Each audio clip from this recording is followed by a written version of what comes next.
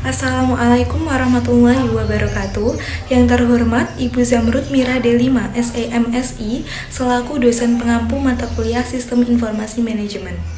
Video ini diupload untuk dapat memenuhi tugas UTS Sistem Informasi Manajemen. Perkenalkan, nama saya Sylvia Lailatul Firdaus dengan NIM 202112115 dari kelas akuntansi 2D.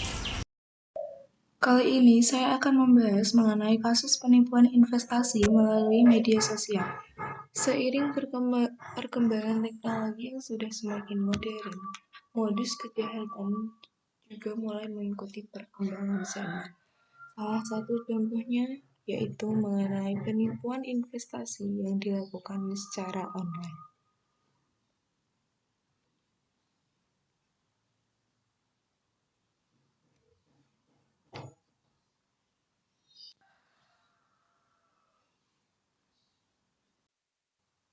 Selanjutnya yaitu mengenai analisis kasus.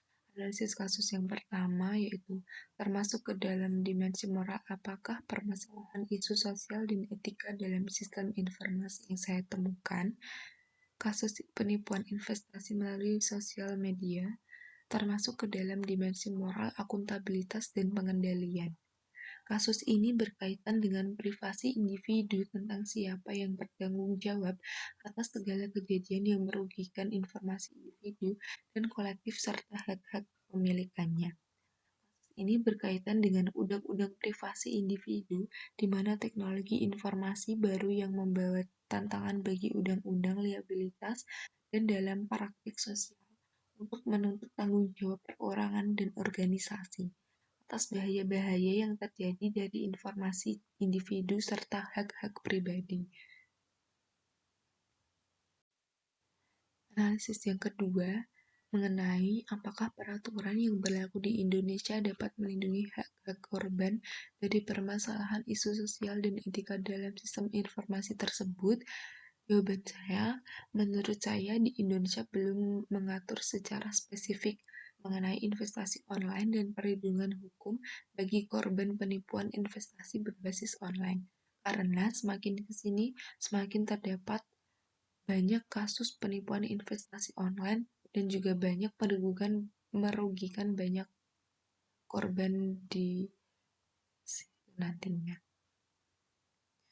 Selanjutnya, informasi tentang perundang-undangan yang berlaku di Indonesia.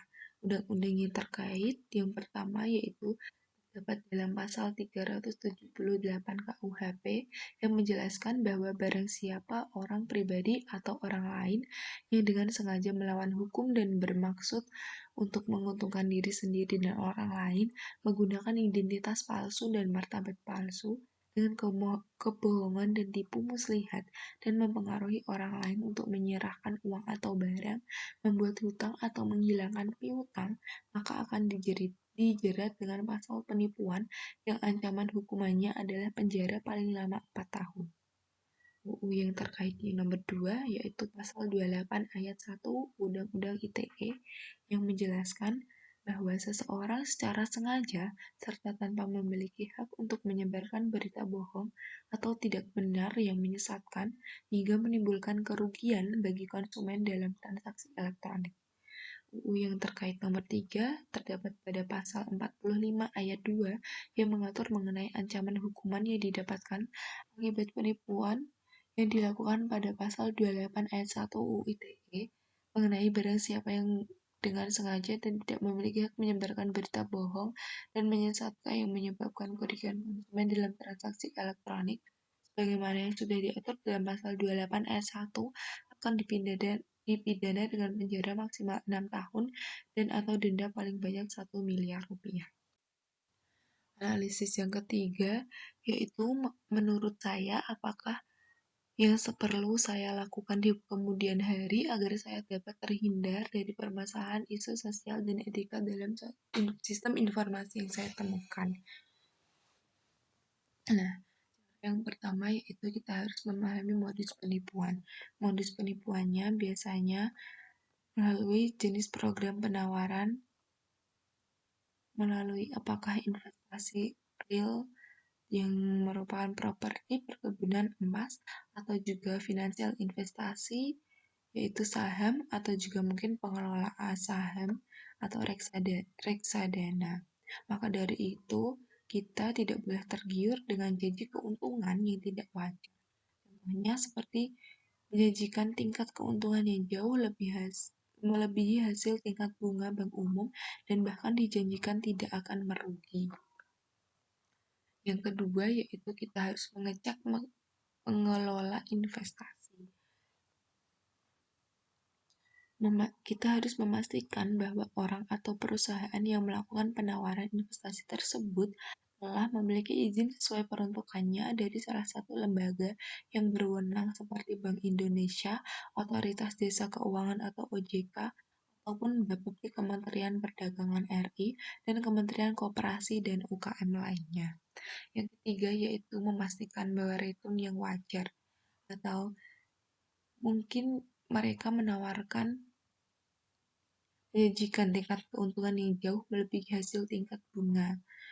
Tetapi, return atau imbal hasil dari bentuk investasi merupakan hal yang wajar. Namun kita harus memahami juga dasar investasi bahwa high risk high return dan low risk low return. Bahwa jika kita berinvestasi besar, maka kita akan mendapatkan hasil juga besar. Jika kita berinvestasi dengan yang rendah, maka kita akan mendapatkan hasil yang rendah juga. Yang keempat yaitu kita harus mencari informasi bahwa jika kita menawarkan produk efek mengenai surat berharga atau produk perbankan, maka perusahaan tersebut juga harus memiliki izin usaha dari OJK. Begitu juga dengan produk yang ditawarkannya wajib tercatat di Otoritas Jasa Keuangan. Yang kedua, jika kita menawarkan produk komoditi berjangka seperti forex, maka perusahaan tersebut dan produknya harus memiliki izin usaha yang tercatat di Bapepti Kementerian Perdagangan RI.